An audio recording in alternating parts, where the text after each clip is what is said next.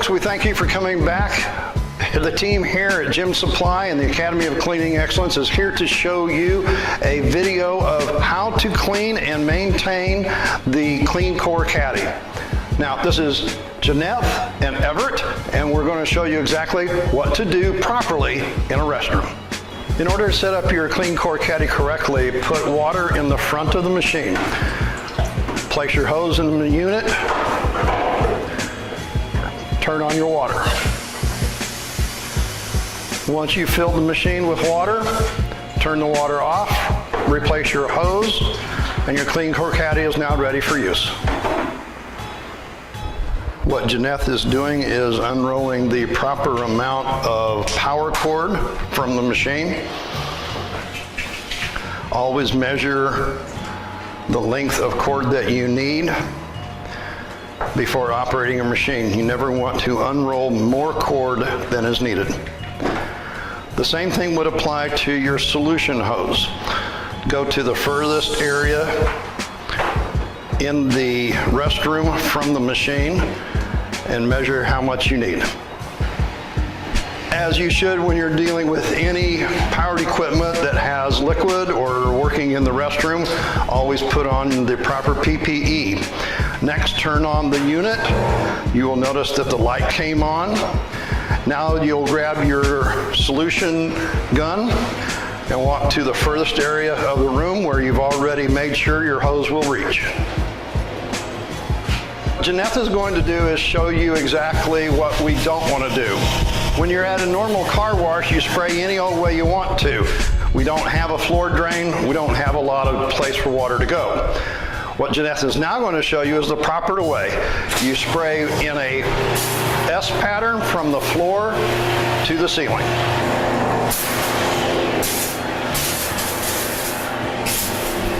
Now what Jeanette has done is covered everything in the area of the sink, the urinal and baby changing table, including the partition. So what Jeanette has done is she has finished the urinal area, and we're going to do the toilet area. One of the main things is to always make sure that you put your engineered water on your door latches. As we've done before, we continue to go through the restroom, covering from the bottom all the way to the top. Make sure you cover all of your surfaces, which includes the toilet and the stalls.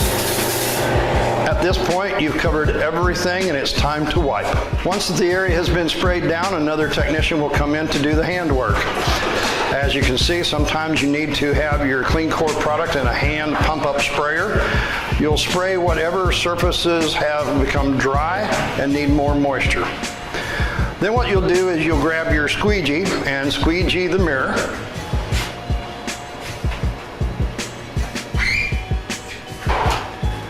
Grab your red wiper to wipe down the edges of the mirror.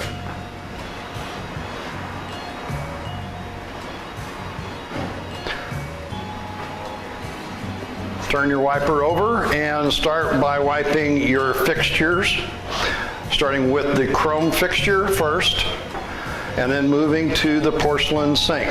Always do the hand area first, which would be the top and the front side.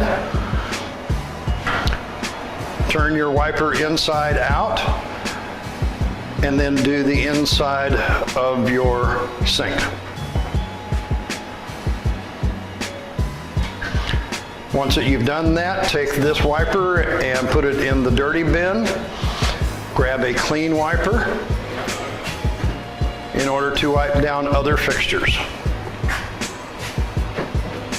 Continue this process around the rest of the restroom, which would include your soap dispensers, baby changing tables, and others. Whenever you're using the CleanCore pump-up sprayer, there are two adjustments. One is you pump up your sprayer, you turn the nozzle to the spray solution. You'll get a pinpoint spray at this point. In addition to the pinpoint spray, you can adjust the nozzle one full turn the other direction. This will give you a pressure spray of a wide spray. Notice the mist. What you do not do is grab the nozzle right here because it will leak when you turn it and adjust it. See the water leaking? Do not do this. For cleaning the toilets and the urinals, you'll need to use your toilet bowl cleaner. To apply your toilet bowl cleaner, you put it onto your swab. Put the swab into the area which is under the rim. Make sure you get around the back, and the corners and the edges, and then put your urinal cleaner away. Now what you'll need to do is, if there is not enough CleanCore water on the area, take your pump-up sprayer like you did before and spray more solution on the area.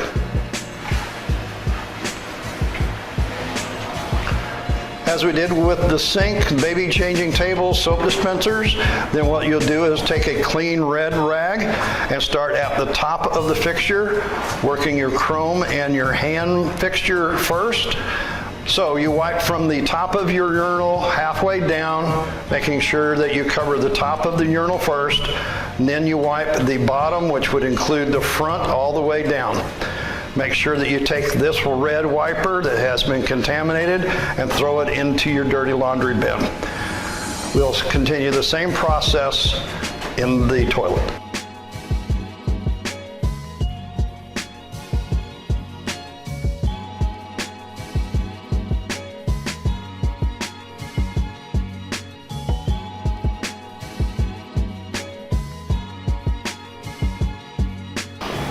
Next, what we'll do is we'll take our pump-up sprayer of the CleanCore product and spray any surface that may have become dry during the process. If in fact there's enough moisture, you will not need to use your pump-up sprayer, but you'll always want to use your wiper and hand wipe. To do the toilet, you'll start at the top of your tank, then do your flush handle and your tank.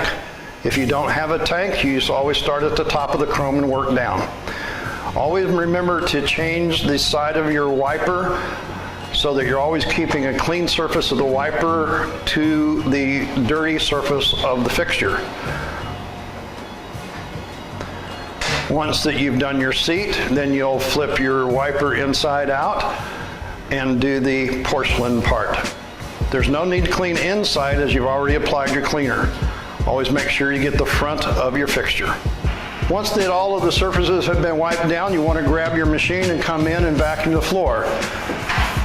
Turn on one vacuum and then the second vacuum. Now you'll be able to go to the floor. Notice that Jeanette is going diagonally to the lines. If you go a different way, you'll not be able to vacuum up the floor. Once that you have finished cleaning your restroom, you'll take your solution hose, your spray hose, and wipe it up as you roll it. This way we keep our hose clean. Once that you have wrapped up all of your solution hose, then you will do the same thing for your power cord. You always unplug from the wall and then go to the machine and wrap up from your machine, cleaning your cord as you go. After you've wrapped up your cords and your hoses, you'll want to come to your station and dump. Pull the dump hose off, uncap it, make sure that you squeeze the collapsible throat and place it into your drain. Leave your hose in the drain in order to rinse out your tanks. Make sure that you take the hose and stick it in between the vacuum motors. Do not stick it down the vacuum motor. You'll rinse the inside of your recovery tank. Once that you've rinsed it out,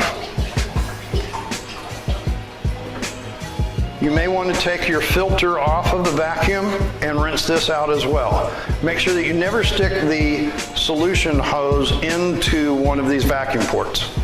Once it has been drained, you'll put your cap back on. Make sure that you wipe your cap and keep your tools clean and hang it back up.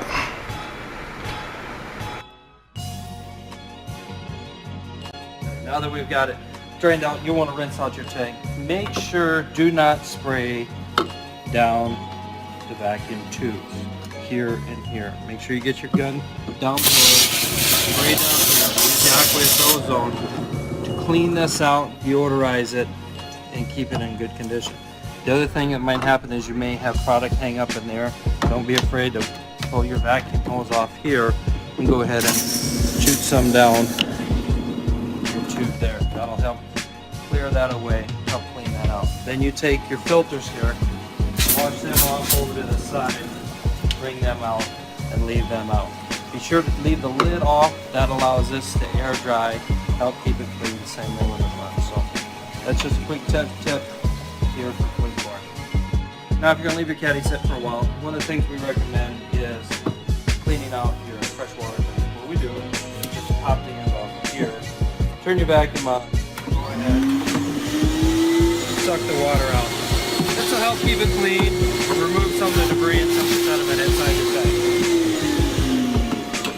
Want to do maybe once or twice a year is replace the air dryer in your caddy. What you want to do is get a PHILUPS screwdriver and pull that screw off the front. And what you do is, with the water drained out of both the recovery tank and the freshwater tank, tip the caddy back. You can see the inner workings down here. Now this is the vacuum motors. There's the pump and the gray box. Gray box I'll get to in another video. Your air dryer just sits right here. Just go ahead and pull him out like you would in before. Go ahead and mark the month and the year on your dryer and put a fresh one in. This is somewhere. How you know your air dryer's been bad or needs change? It'll either turn brown when it gets wet, or it'll turn white, turn powder, which will happen over a long period of time. So, here's your water filter. You just want to turn him, open him up, check the screen, put him back on. The other thing is the vacuum motors.